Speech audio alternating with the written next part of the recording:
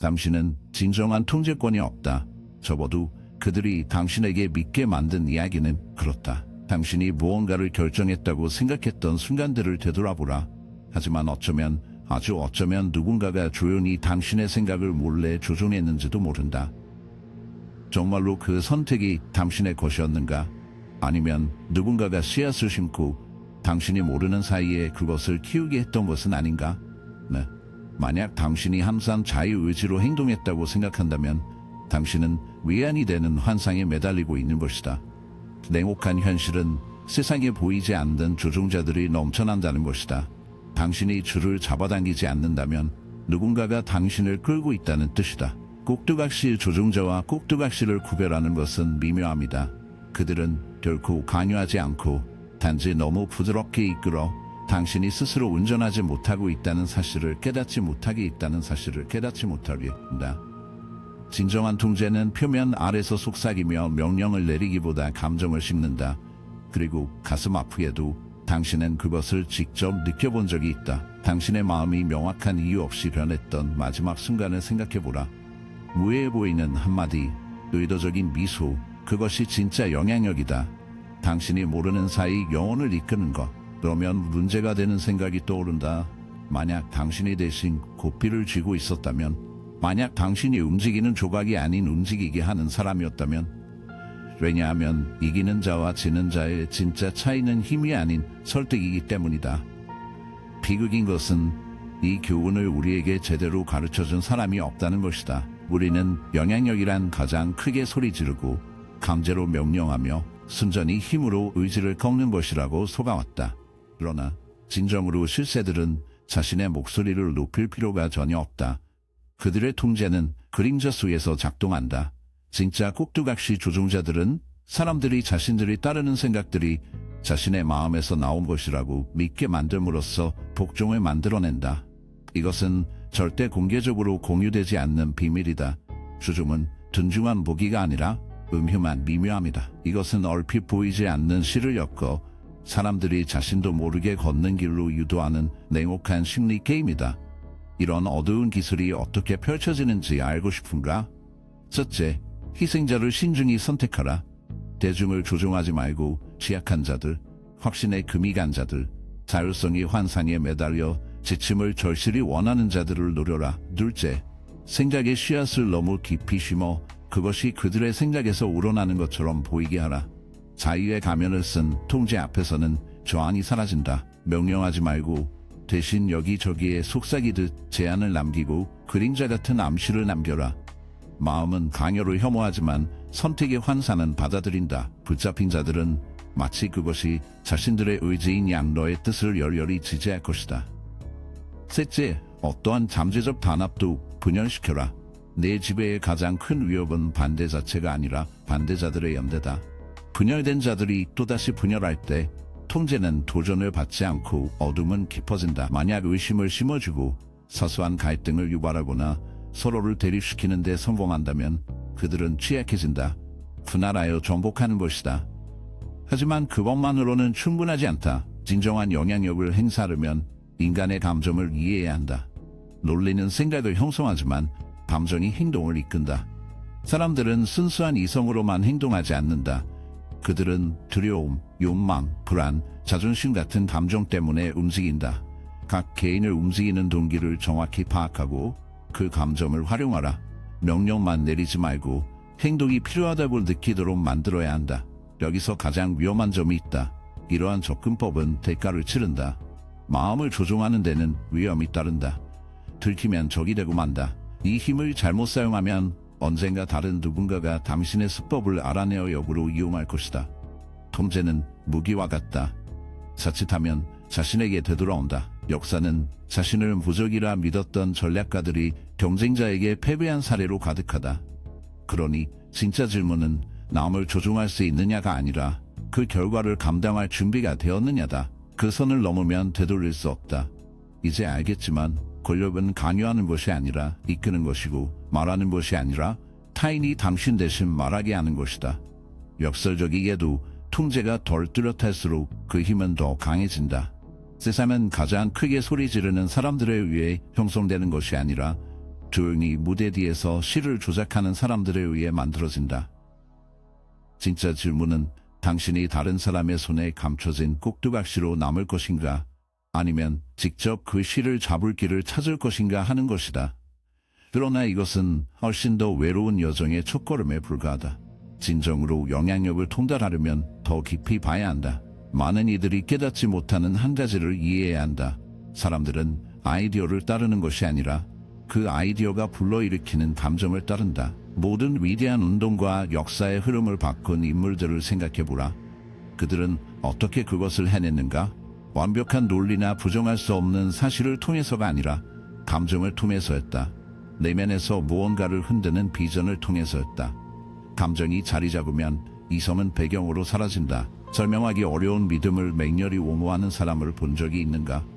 혹은 스스로 깊이 의심해 본 적 없는 아이디어를 위해 싸우는 사람은 그것은 그 아이디어가 그들의 정체성 혹은 소속감과 융합되었기 때문이다. 여기 잔혹한 진실이 놓여 있다. 누군가를 설득하고 싶다면 당신의 아이디어를 그들의 일부가 되게 만들어야 한다. 그러나 사람들은 거의 비극적이라고 할 만큼 강한 거부감으로 자신의 정체성을 바꾸는 것을 저항한다. 아무도 평생 자신이 틀렸다고 기꺼이 인정하지 않는다. 그리고 만약 당신이 어떤 아이디어를 그들의 정체성의 직물에 엮어넣는 데 성공한다면 그들은 필사적인 확신으로 그것을 지킬 것이다. 당신의 요구에서가 아니라 그것이 그들의 그대 존재를 유지하는 연약한 실이 되었기 때문이다. 이것이 바로 영향력과 통제의 경계가 훨씬 더 어두운 무언가로 희미해지는 지점이다.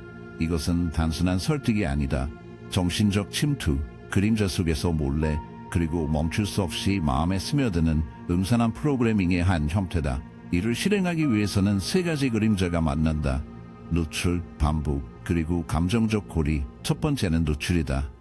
마음은 처음에는 변화를 거부한다. 침입에 대한 자연스러운 방어기제다. 하지만 점진적인 힘이 있다.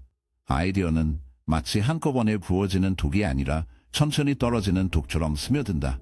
은밀하고 거의 우연한 듯 지시되면 낯선 것은 익숙해지고 저 안은 사라지며 의식의 어슴푸레한 화원 속에서 조용한 수용으로 대체된다. 두 번째는 반복이다. 마음이라는 거대한 공간에서 끊임없이 울려 퍼지는 메아리다. 1000번 속삭여진 거짓말은 진실이 아니라 익숙함이라는 무서운 힘을 통해 믿음의 조직에 스며든다. 인간의 마음은 사실과 알려진 것의 안락함을 구분하지 못해 반복한다. 진정한 조종자들은 쉬지 않고 메시지를 틈새마다 쳐서 의심할 여지를 없앤다. 마지막으로 가장 잔인한 무기 감정적 열이다. 사실은 깨지기 쉽다. 감정은 감철이다. 진정한 통제를 잡으려면 당신의 아이디어를 인간 감정 중 가장 원초적인 것들과 얽어야 한다. 영혼을 핥히는 두려움, 불길처럼 타오르는 욕망, 눈멀게 하는 자존심, 과거에 묵는 자존심, 향수병. 마음이 어떤 아이디어를 느낄 때 그것은 그림자가 되어 꿈과 깨어있는 생각을 침범하며 떨쳐내거나 무시할 수 없게 된다. 여기서 동의는 사라지고 마음은 어둠으로 뒤덮인 전장이 되며 꼭두각시 조종자의 줄이 조용히 영혼을 조여온다. 더 불안하게 만드는 사실이 있습니다. 대부분 사람들은 자신의 선택이 명확한 사고에서 비롯되며 자신을 논리적이고 자율적인 존재로 여기고 스스로 기준을 세운다고 믿습니다. 하지만 진실은 훨씬 암울합니다. 많은 결정들이 본인이 인식하기도 전에 이미 형성되어 있다는 것입니다. 사회는 조용히 그들의 욕망을 조각하고 과거 경험은 그들의 반응을 형성하며 생물화된 반사적인 반응을 프로그래밍합니다. 이런 패턴을 이해하면 그들 스스로도 이해하기 전에 행동을 예측하는 것이 거의 수월해집니다. 예를 들어보죠. 사람들은 말하는 사람보다 자신을 들어주는 사람을 더 신뢰하는 경향이 있습니다. 듣는 사람이 더 나은 의견을 가졌기 때문이 아니라 단순히 들어주는 행위가 여리고 친밀한 유대감을 형성하기 때문입니다. 누군가를 설득하고 싶다면 그들이 마음을 열도록 격려하세요. 대부분의 사람들은 자주 무시당하는 세상에서 인정받고 싶어 합니다. 그들에게 그런 기회를 제공하면 비록 연약한 끈일지라도 그들은 당신에게 신뢰를 줍니다. 또 있습니다. 두려움은 희망보다 훨씬 강하게 붙잡습니다. 잃는 것에 대한 두려움이 얻는 것에 대한 약속을 압도합니다. 행동을 촉구하려면 보상보다 무시할 경우 놓칠 수 있는 것을 말하세요. 마지막으로 평범한 것은 빛을 잃습니다. 대타성이 욕망을 만듭니다. 누군가가 어떤 생각에 매달리게 하려면 그것이 오직 그들만을 위한 비밀이며 무관심한 세상 속에서 그들에게 주어진 중요성의 반짝임임을 느끼게 만드세요. 자유의지처럼 보이는 많은 것이 사실은 통제의 환상이며 소속되고 이해받고자 하는 갈망으로 둘러싸인 조용한 비극이라는 점이 참 씁쓸합니다. 그들에게 은밀한 형제단으로 초대하라. 소수만이 알 수 있는 평범한 시야에 감춰진 진실을 깨닫는 그들, 비밀에 가려진 독점적인 무리, 이제 지배의 가장 큰 적의 시선을 돌려라. 조직된 적, 반항으로 결속된 집단보다 통제를 더 빨리 무너뜨리는 것은 없다. 역사의 어두운 기록은 이것을 명확히 보여준다. 반란은 긴밀하고 굳건한 저항 위에서 번영하며 제국은 붕괴한다. 단결이 그들의 무기이며 공유된 목적이 그들의 힘이다. 만약 어떤 위협을 분쇄하고자 한다면 그 단결이 형성되기 전에 끊어라. 어떻게? 불화를 부채질함으로써 집단을 완전히 파괴할 필요는 없다. 그저 그들을 서로 의심하는 조용한 전쟁으로 몰아넣으면 된다. 의심을 심고 지도자들이 권력을 탐하도록 부추기며 편집증이 번식하는 것을 지켜보라. 불신이 조용한 부패처럼 자라며 집단은 그 자체의 독에 의해 분열되고 약해진다. 당신이 직접 힘을 쓰지 않아도 된다. 이 고대의 조작 기법은 정치인의 기술이며 수세기 동안 통치자들이 사용해온 도구다. 이념은 단지 신념 때문만이 아니라 내부 혼란이 존재할 때 참된 힘 앞에서 하나로 설 수 없기에 충돌한다. 하지만 이 게임의 저주는 여기 있다. 기만의 거미줄을 짜는 것은 마음을 뒤틀어 놓는다. 조작을 숙달하는 것은 양날의 검이다. 통찰력을 날카롭게 하지만 신뢰를 능월게 한다. 당신은 보이지 않는 끈을 모든 곳에서 보게 되고 그 시야와 함께 한때 있었던 경이로움의 빈 허무가 찾아온다. 세상은 마법을 잃고 의심의 그림자와 분열된 현실로 대체된다. 당신은 사랑했던 수많은 인연들, 믿어왔던 수많은 신념들, 소중히 여겼던 수많은 감정들이 사실은 진짜가 아니었음을 깨닫게 됩니다. 이 사람이 진심으로 당신을 아끼는지 아니면 당신이 무심코 써내려간 역할에 단지 반응하는 것인지 의문이 들기 시작하죠. 그 줄들이 보이기 시작하고 마법은 사라집니다. 당신이 얼마나 많은 통제력을 가진다고 생각하든 절대적인 통제력은 신화에 불과하다는 사실을 깨닫게 됩니다. 조종을 완벽히 익혀 타인을 자신의 의지대로 움직일 수 있다 해도 결코 명령할 수 없는 한 가지가 있습니다. 바로 인간 본성의 예측 불가한 혼돈입니다. 사람들은 항상 예상한 대로 반응하지 않습니다.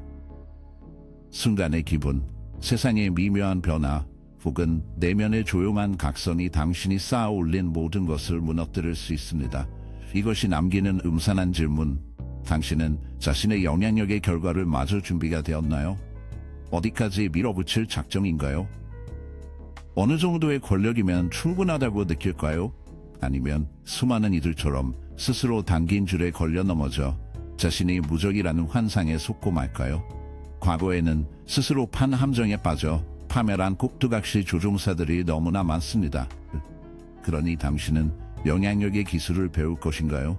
아니면 아무도 당신을 속이지 않았다는 위안 어린 거짓말을 붙잡고 있을 것인가요? 우리